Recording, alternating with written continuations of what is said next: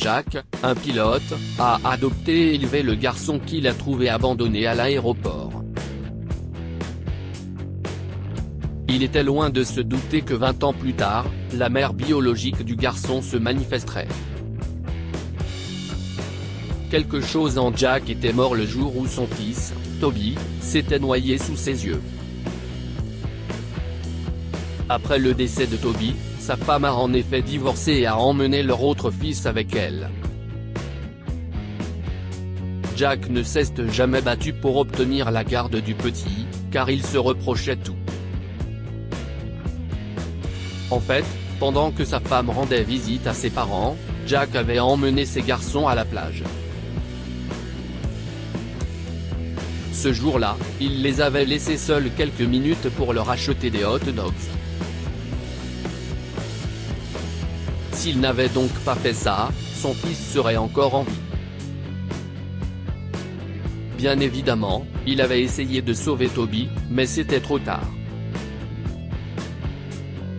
Tout seul et sans l'amour d'une famille, Jack est devenu une machine. Tout ce qu'il faisait était de travailler, manger et dormir.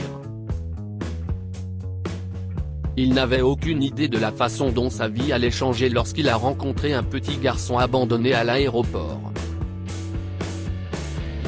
Ce jour-là, Jack passait devant le salon de l'aéroport lorsqu'il a entendu un grand cri et s'est arrêté. Lorsqu'il a regardé autour de lui, il a été surpris de voir un petit garçon sans surveillance, allongé dans une poussette, pleurant à chaudes larmes.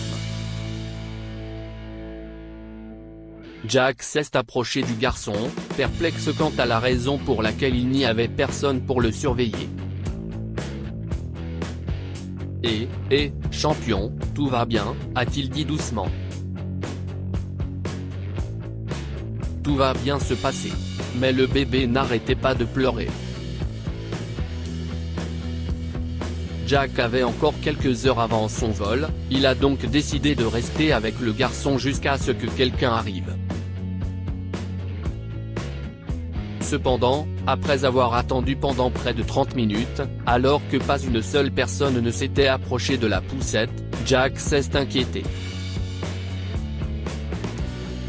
Le bébé avait cessé de pleurer, et Jack lui avait acheté un jouet dans l'un des magasins de l'aéroport pour le distraire, mais il s'inquiétait de savoir si la personne qui l'accompagnait allait bien. Jack a donc informé les autorités de l'aéroport de la situation, mais les heures ont passé et personne n'est venu prendre le garçon. C'est de la folie. Informer la police, a finalement dit Jack au personnel de l'aéroport. Puis alors qu'il se penchait pour dire au revoir au garçon avant de partir pour son vol, il a remarqué un mot sortant de la poche du petit enfant. Une seconde, mon pote, on dirait que tu as quelque chose là-dedans. Jack a sorti le mot et a soupiré en le lisant. Je suis désolé. Je me sens mal de faire ça en tant que mère, mais je ne peux pas lui donner une meilleure vie. J'espère que vous le pourriez. S'il vous plaît, aimez-le. Jack a compris ce qui se passait. Le garçon a été abandonné par sa mère à l'aéroport. Même Jack ne pouvait pas expliquer pourquoi, mais le garçon lui rappelait Toby. Il avait l'impression que Dieu lui avait donné une autre chance d'être avec son défunt fils. Peut-être avait-il besoin l'un de l'autre. 6 mois plus tard, la famille du garçon étant introuvable, Jack l'a donc adopté. Il l'a appelé Terry, et Terry a appris à l'aimer comme un père. Et Jack, eh bien, était un excellent père. Avoir Terry dans sa vie lui a en effet permis de sortir de sa solitude et de voir la vie sous un nouveau jour. Il n'a jamais essayé de cacher à Terry qu'il avait été adopté après avoir été abandonné à l'aéroport, et Terry s'en moquait éperdument. Tu m'as donné un foyer aimant, papa, disait-il toujours. Tu es ma famille. Je me fiche que tu sois mon père biologique ou non. 20 ans plus tard, un Terry adulte a suivi les traces de Jack et est devenu pilote. Le duo père-fils a donc eu l'incroyable opportunité de piloter l'avion jusqu'à JFK ensemble le jour de l'anniversaire de Terry, et ils ne pouvaient pas être plus heureux. Si est-il le plus beau jour de ma vie, papa, s'est exclamé Terry pendant le vol. Je fais ce que j'aime, et j'ai la meilleure personne de ma vie avec moi. À ce moment-là, Jack et Terry n'auraient jamais pu imaginer ce qui les attendait. Alors que l'avion atterrissait, une femme aux vêtements souillés a fait irruption dans le cockpit malgré les efforts du personnel navigant pour l'arrêter. « Je t'attends depuis 20 ans », s'est écriée la femme, le regard fixé sur Terry. Elle s'est approchée de lui et lui a murmuré à l'oreille, « Je sais que tu as une tache de naissance dans le dos. Seule une mère pourrait le savoir, chérie, car je suis ta mère biologique. Madame, s'il vous plaît, vous n'êtes pas autorisée à entrer ici », s'est écriée l'hôtesse de l'air. « S'il vous plaît, partez. » Cependant, Terry l'a arrêté. «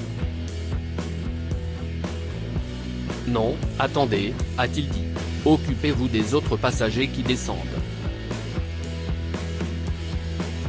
Je vais lui parler.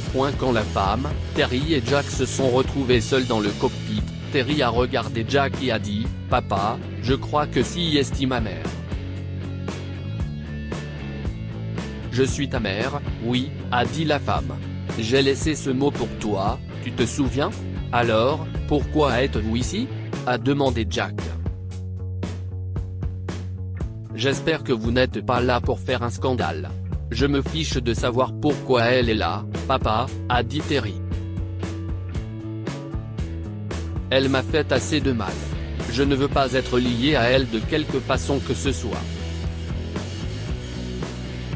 Alors je vais être très clair. Je me fiche de savoir pourquoi vous êtes là, » a-t-il dit à la femme, « mais cet homme qui se tient juste à côté de moi est ma seule famille. Si est mon père, et je ne le quitterai pour personne. » Les yeux de la femme se sont mis à briller. « Des regrets ?» a-t-elle murmuré. « Les regrets, si est tout ce que j'ai.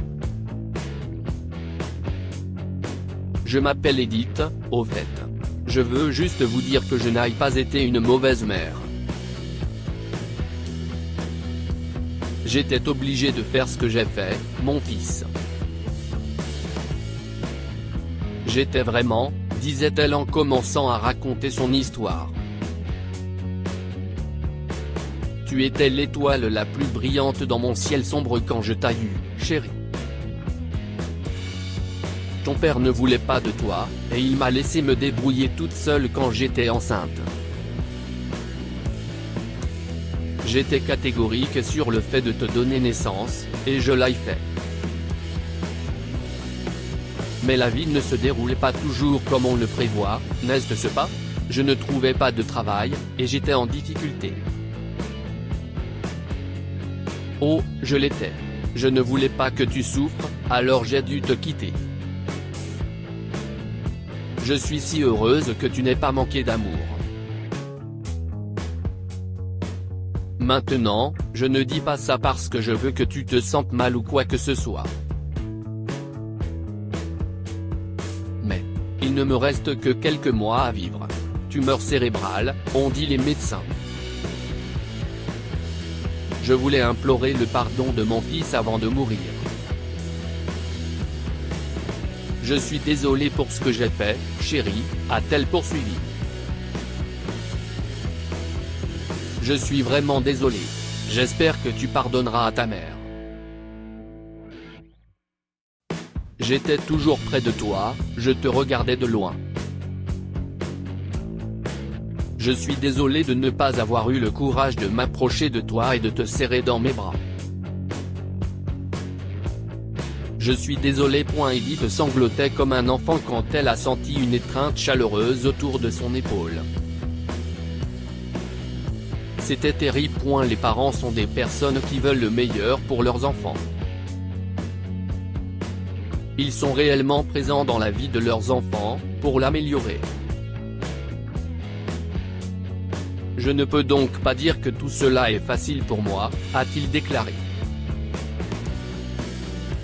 Mais je suis heureux de savoir que vous ne me détestez pas. Nous allons vous faire soigner, ok? Même si j'ai besoin de temps pour digérer tout ça, sachez que je vous pardonne. Jack n'aurait pas pu être plus fier. Il admirait ce que Terry faisait. Il a même aidé au traitement d'Edith, mais malheureusement, quelques mois plus tard, Edith est décédée. Terry lui tenait les mains lorsqu'elle est morte, et la dernière chose qu'elle lui a dite était « Je t'ai toujours aimé, mon fils. Je t'ai toujours aimé. Mais l'homme qui t'a élevé est un meilleur parent que moi. » Que pouvons-nous apprendre de cette histoire? Pardonner n'est pas facile, mais un cœur fort peut et doit le faire. Même s'il n'a pas été facile pour Terry de pardonner à Edith, il l'a fait parce qu'il savait qu'elle n'était pas entièrement responsable de ce qu'elle avait fait. Les parents sont des personnes qui veulent le meilleur pour leurs enfants. Ils améliorent la vie de leur enfant. Le mal fait à un enfant ne peut jamais être réparé. Terry a été blessé par le fait qu'Edith l'a abandonné, et il ne lui a pas été facile de lui pardonner. Partagez cette histoire avec vos amis. Elle pourrait égayer leur journée et les inspirer.